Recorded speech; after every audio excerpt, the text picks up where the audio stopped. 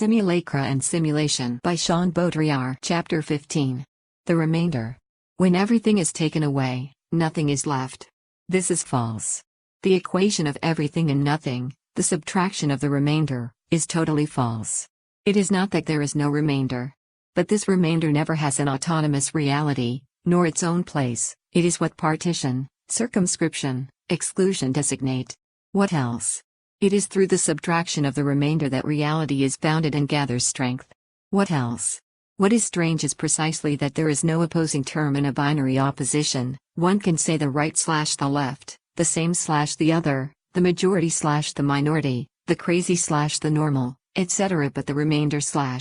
Nothing on the other side of the slash. The sum and the remainder, the addition and the remainder, the operation and the remainder are not distinctive oppositions. And yet, what is on the other side of the remainder exists. It is even the marked term, the powerful moment, the privileged element in this strangely asymmetrical opposition, in this structure that is not one. But this marked term has no name. It is anonymous, it is unstable and without definition. Positive, but only the negative gives it the force of reality. In a strict sense, it cannot be defined except as the remainder of the remainder. Thus the remainder refers to much more than a clear division in two localized terms, to a turning and reversible structure, an always immanent structure of reversion, in which one never knows which is the remainder of the other. In no other structure can one create this reversion, or this mise en abîme. The masculine is not the feminine of the feminine, the normal is not the crazy of the crazy, the right is not the left of the left, etc. Perhaps only in the mirror can the question be posed, which, the real or the image, is the reflection of the other. In this sense one can speak of the remainder as a mirror, or of the mirror of the remainder.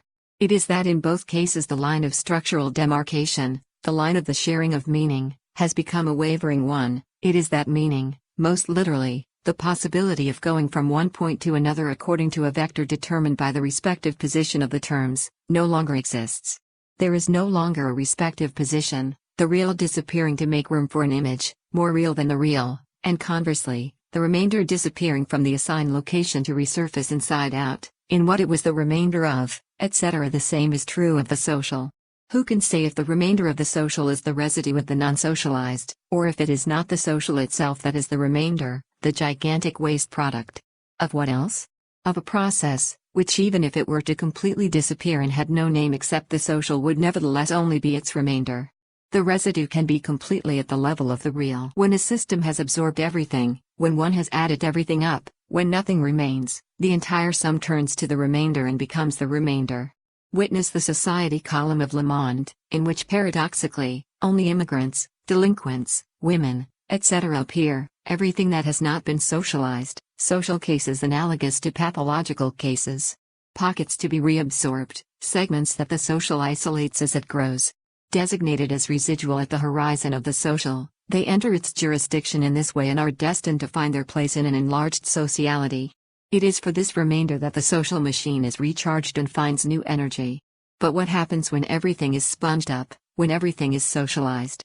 Then the machine stops, the dynamic is reversed, and it is the whole social system that becomes residue. As the social in its progression eliminates all the residue, it itself becomes residual. In designating residual categories as society, the social designates itself as a remainder. The impossibility of determining what is the remainder of the other characterizes the phase of simulation and the death throes of distinctive systems, a phase when everything becomes a remainder and a residual. Inversely, the disappearance of the fatidic and structural slash that isolated the restive, and that now permits each term to be the remainder of the other term characterizes a phase of reversibility during which there is virtually no more remainder. The two propositions are simultaneously true and are not mutually exclusive.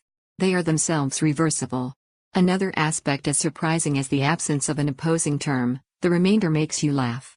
Any discussion on this theme unleashes the same language games, the same ambiguity, and the same obscenity as do discussions of sex or death. Sex and death are the great themes recognized for unleashing ambivalence and laughter. But the remainder is the third, and perhaps the only one. The two others amounting to this as to the very figure of reversibility. For why does one laugh? One only laughs at the reversibility of things, and sex and death are eminently reversible figures. It is because the stake is always reversible between masculine and feminine, between life and death, that one laughs at sex and death. How much more, then, at the remainder, which does not even have an opposing term, which by itself traverses the whole cycle, and runs infinitely after its own slash, after its own double, like Peter Schlemiel after his shadow. Footnote L. The remainder is obscene, because it is reversible and is exchanged for itself. It is obscene and makes one laugh, as only the lack of distinction between masculine and feminine, the lack of distinction between life and death makes one laugh, deeply laugh. Today, the remainder has become the weighty term. It is on the remainder that a new intelligibility is founded. End of a certain logic of distinctive oppositions, in which the weak term played the role of the residual term. Today, everything is inverted. Psychoanalysis itself is the first great theorization of residues, lapses, dreams, etc. It is no longer a political economy of production that directs us, but an economic politics of reproduction, of recycling ecology and pollution, a political economy of the remainder. All normality sees itself today in the light of madness, which was nothing but its insignificant remainder. Privilege of all the remainders, in all domains, of the not, said, the feminine, the crazy, the marginal, of excrement and waste in art, etc. But this is still nothing but a sort of inversion of the structure, of the return of the repressed as a powerful moment, of the return of the remainder as surplus of meaning, as excess, but excess is not formally different from the remainder, and the problem of the squandering of excess in bataille is not different from that of the reabsorption of remainders in a political economy of calculation and penury, only the philosophies are different, of a higher order of meaning starting with the remainder. The secret of all the liberations that play on the hidden energies on the other side of the slash. Now we are faced with a much more original situation, not that of the pure and simple inversion and promotion of remainders, but that of an instability in every structure and every opposition that makes it so that there is no longer even a remainder, due to the fact that the remainder is everywhere, and by playing with the slash, it annuls itself as such. It is not when one has taken everything away that nothing is left, rather, nothing is left when things are unceasingly shifted and addition itself no longer has any meaning. Birth is residual if it is not symbolically revisited through initiation. Death is residual if it is not resolved in mourning, in the collective celebration of mourning. Value is residual if it is not reabsorbed and volatilized in the cycle of exchanges. Sexuality is residual once it becomes the production of sexual relations. The social itself is residual once it becomes a production of social relations. All of the real is residual, and everything that is residual is destined to repeat itself indefinitely in phantasms. All accumulation is nothing but a remainder, and the accumulation of remainders, in the sense that it is a rupture of alliance, and in the linear infinity of accumulation and calculation, in the linear infinity of production, compensates for the energy and value that used to be accomplished in the cycle of alliance. Now, what traverses a cycle is completely realized, whereas in the dimension of the infinite, everything that is below the line of the infinite, below the line of eternity, this stockpile of time that itself is also, as with any stockpile, a rupture of alliances, all of that is nothing but the remainder. Accumulation is nothing but the remainder, and repression is nothing but its inverse and asymmetrical form. It is on the stockpile of repressed effects and representations that our new alliance is based. But when everything is repressed, nothing is anymore. We are not far from this absolute point of repression where the stockpiles are themselves undone, where the stockpiles of phantasms collapse. The whole imaginary of the stockpile, of energy, and of what remains of it, comes to us from repression. When repression reaches a point of critical saturation where its presence is put in question, then energy will no longer be available to be liberated, spent, economized, produced. It is the concept of energy itself that will be volatilized of its own accord. Today the remainder, the energies left us, the restitution and the conservation of remainders, is the crucial problem of humanity. It is insoluble in and of itself. All new freed or spent energy will leave a new remainder. All desire, all libidinal energy, will produce a new repression.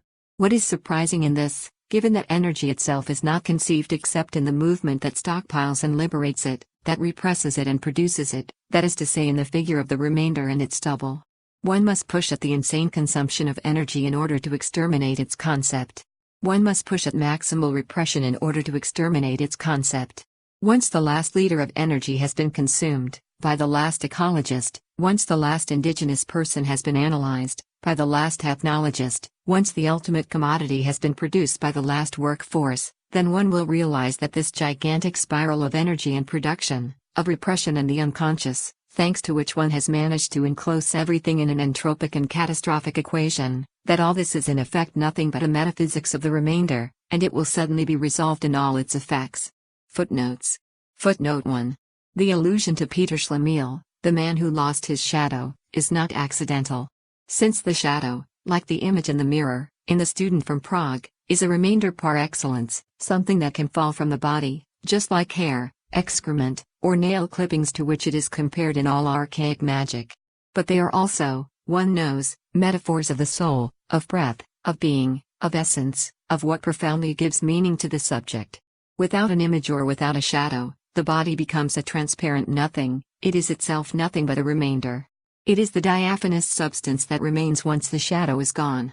There is no more reality, it is the shadow that has carried all reality away with it. Thus in the student from Prague, the image broken by the mirror brings with it the immediate death of the hero. Classic sequence of fantastic tales. See also The Shadow by Hans Christian Andersen. Thus the body can be nothing but the waste product of its own residue, the fallout of its own fallout. Only the order said to be real permits privileging the body as reference. But nothing in the symbolic order permits betting on the primacy of one or the other, of the body or the shadow.